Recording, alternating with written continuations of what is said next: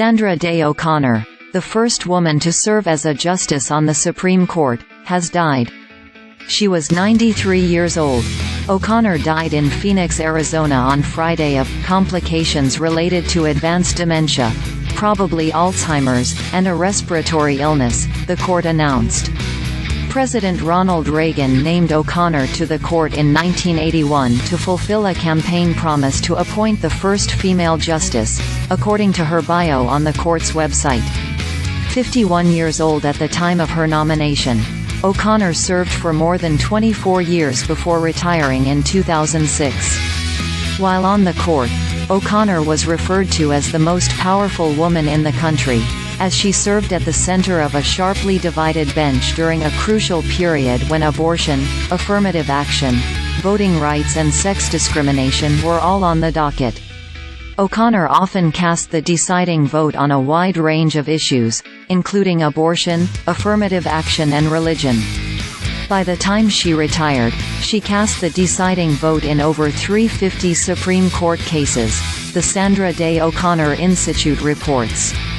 Here are 3 landmark decisions in which O'Connor played a key role.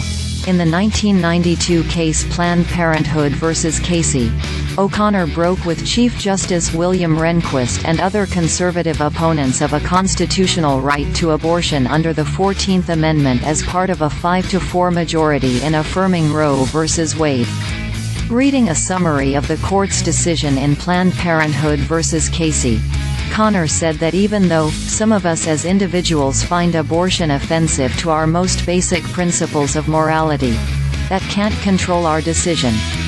Instead, the court's obligation is to define the liberty of all, not to mandate our own moral code, the opinion added. In June 2022, the court overturned Roe v. Wade, effectively ending the federal constitutional right to abortion in the United States. Although O'Connor often voted with the court's conservative bloc on cases involving race discrimination, she sided with the court's more liberal justices on cases concerning discrimination on the basis of sex. She cast the deciding vote in the court's 1982 ruling in Mississippi University for Women v. Hogan, which set the legal test for future gender discrimination cases, and led to the admission of women to the Virginia Military Institute in 1996. The question in the case was whether MUW, a public university, could constitutionally exclude male students. A state could not, O'Connor wrote in the court's decision, base admission decisions on archaic and stereotypic notions of proper roles for men and women.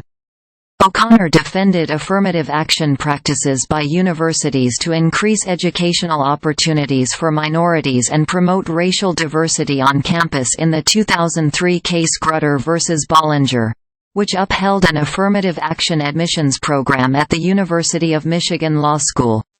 Affirmative action's benefits are not theoretical, but real, she wrote for the 5-4 majority.